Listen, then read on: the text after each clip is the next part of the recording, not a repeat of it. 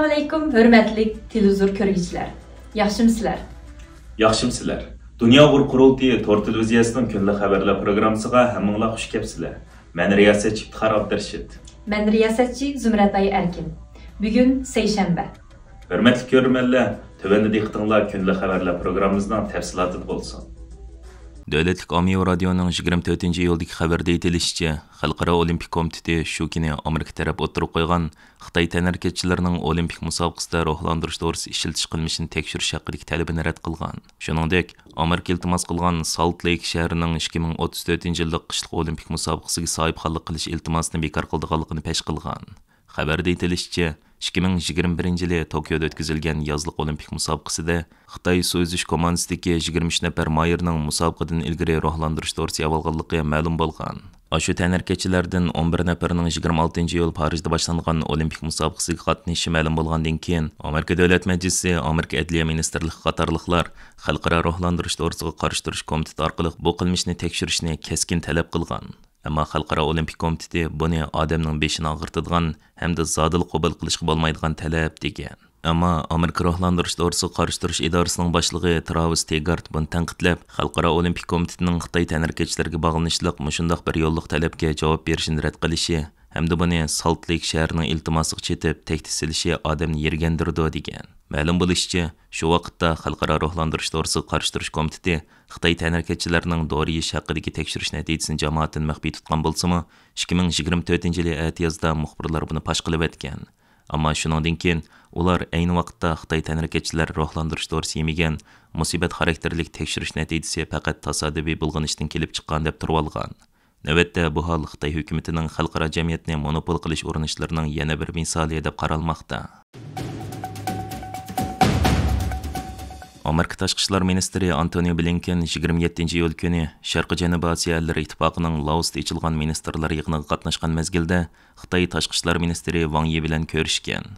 Amerika Tashqi ishlar ministrligi e'lon qilgan bayonotga qaraganda, Antony Blinken bu uchrashda Xitoyda qonunsiz tutilgan va chegaradan chiqishga yo'l qo'yilmayotgan Amerika fuqarolarining masalasini hal qilishning Amerika uchun birinchi darajalik muhim ish ekanligini ta'kidlab o'tgan. Shuning bilan birga u yana Amerikaning manfaati hamda kishilik huquq masalasini o'z ichiga olgan qimmat qarashlarini, ittifoqdosh va sheriklarni qo'g'dash uchun davomli zarur tadbirlarni qo'llanadiganligini qayta ta'kidlab o'tgan. Bayonotda deyilishicha, Tashqi ishlar ministri Antony Blinken yana Amerikaning Hind-Tinch okean erkin savdo rayoni va Tayvan masalasidagi maydonni ochiq o'tirib qo'yib, Amerikaning bu masalalardagi pozitsiyasining tavranmaydiganligini bildirgan. Blinken yana Xitoyning Rossiyaning Ukrainaga qaratgan tajovuzchilik urushini qo'llashi hamda Janubiy dengizda muqimsizlik paydo qilgan bir qator harbiy harakatlarga bo'lgan noroziligini o'tirib qo'yib, ikki taraf o'rtasida uqishmaslik tufaylidan kutilmagan hodisalarning chiqmasligi uchun aloqa yo'llarini ochiq qo'yishning hal qilg'uch ahamiyatga ega bo'lganligini bildirgan. Yaqinda, ya'ni 24-iyul kuni Xitoy bilan Rossiyaning bombardimonchi aeroplanlari Amerikaning Alyaska shtatiga yaqinlashib, havo bo'shligini chorlash ilib berayotganda Amerika va Kanadaning kurashchi aeroplanlari ularni to'sib olgan edi.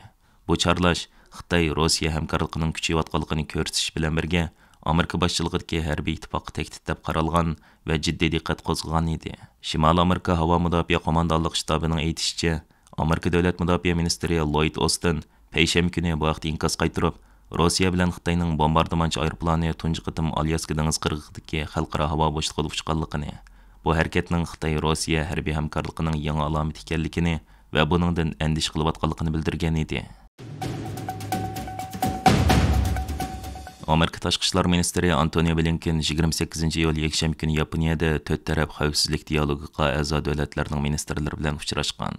NBC to'g'rida berilgan xabarda aytilishicha, Amerika, Avstraliya, Hindiston va Yaponiyadan tarkib topgan bu a'zo davlatlarning tashqi ishlar ministrlari nuqtali holda Xitoyning sharqiy va janubiy dengizdagi xatarlik harbiy manevrlari va harakatlarini muzokara qilgan hamda dengiz mudofaa hamkorligini cho'nqurlashtirishga va'da qilishgan. Shu kuni yana Amerika bilan Yaponiyaning tashqi ishlar ministrlari va davlat mudofaa ministrlari xavfsizlik suhbati o'tkazgan bo'lib, suhbatdan keyingi birlashma bayonotda Xitoyni rayonda duch kelgan eng chong strategik raqib deb jakarlagan. Bayonotda yana mundaq deyilgan: Biz sharqiy va janubiy dengizning vaziyatiga astoydil muomala qilyapmiz. Biz sharqiy va janubiy dengizning vaziyatiga astoydil muomala qilamiz. Biz bu rayonlarning hozirgi holatini zo'rliq yoki majburlash vositasi orqali o'zgartmoqchi bo'lgan bir taraflama harakatga kuchli qarshi turamiz.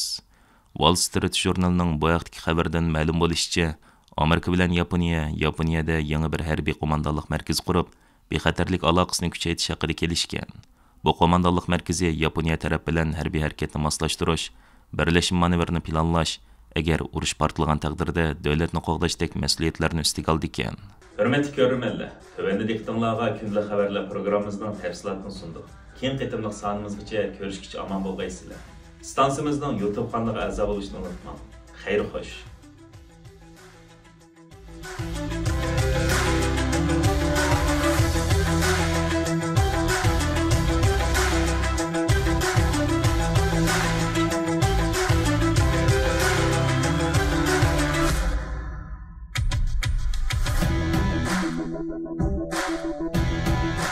Jungle.